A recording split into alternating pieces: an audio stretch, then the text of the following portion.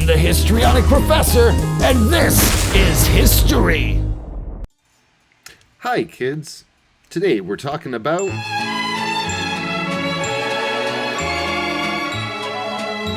welcome, esteemed citizens, to a discussion on freedom, or as we Greeks call it, Eleutheria.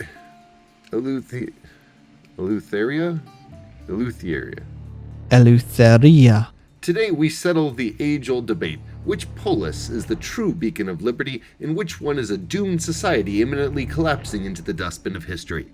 Will it be Athens, the birthplace of democracy and philosophy, or Sparta, setting for Frank Miller-inspired toxic masculinity memes and freedom meaning doing whatever the state commands? It's Athens. Of course it's Athens.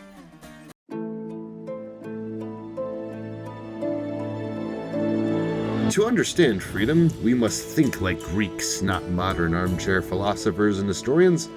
For us, freedom was twofold: eleutheria, personal liberty, and isonomia, equality under the law. Herodotus tells us that under Persian rule, men were treated as slaves of the king, while under Greek rule, they were free to govern themselves. Now, that is blatant anti-Persian propaganda dressed up as hyperbole, but it does teach us much about how the Greeks saw themselves. Athens felt like it embodied self-rule, legal equality, and the ability to tell politicians they were idiots in public. In contrast, Sparta had freedom, the way a well-fed dog on a leash does. Here, the anti-Persian propaganda is doing the real heavy lifting of trying to make Persia sound tyrannical compared to a polis run entirely by slave labor.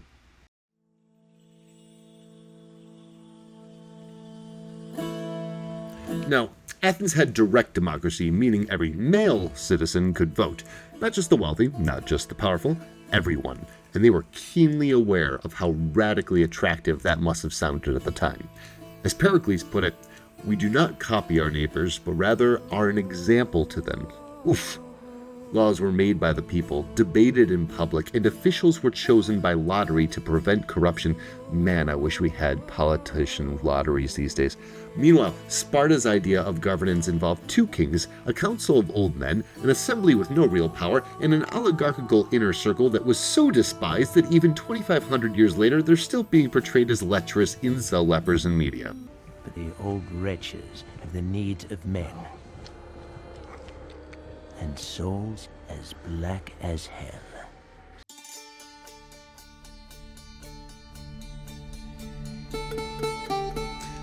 Now, Athens was the intellectual capital of the Greek world. Want to be a philosopher? A playwright? A mathematician? Athens welcomed it. Ideas were encouraged, including, and especially, ones that spoke truth to power, with writers like Aristophanes.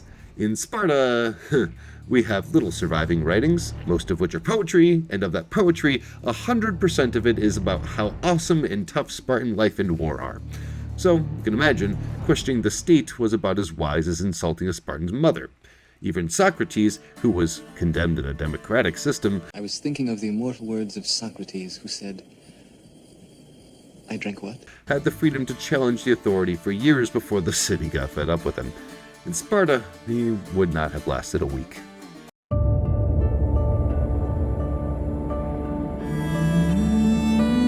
An Athenian could become a merchant, a sailor, a sculptor. His choices were many. A Spartan, however, was either a warrior or actually, no, that was his only option.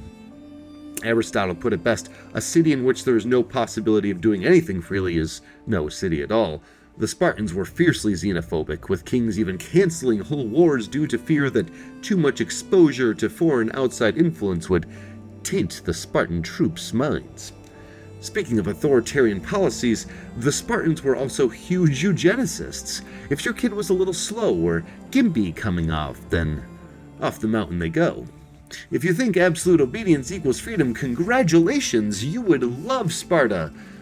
Wait, this is all actually starting to sound kind of familiar. But in Athens, wealth, travel, and innovation were not just permitted, they were encouraged.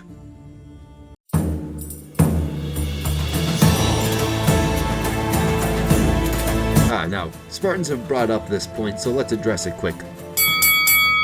Achilles' heel of democracy, So what happens when people vote to get rid of democracy and freedom? Athens actually did in fact suffer an oligarchic coup, the 30 Tyrants in 404 BC, but here's the thing. Democracy was restored within a year. Spartans, on the other hand, lived under the same rigid system for centuries, with no recourse. No societal progressive evolution to speak of.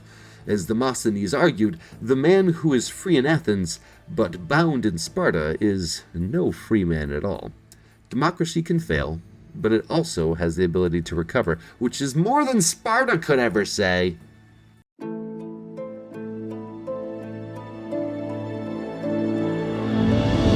Athens gave its citizens political power, intellectual freedom, and social mobility. Sparta gave its citizens orders. Democracy is not perfect, but it allows for correction and change, something that Sparta never did. When the Athenians made mistakes, they often chose to fix them. Now that's real freedom. Accountability, self-awareness, and evolution. So if you think that Sparta is the freest polis, I have a nice set of bronze shackles to sell you. As Thucydides put it, the secret of happiness is freedom. The secret of freedom is courage. And it takes far more courage to live in an open society than in a militarized cage.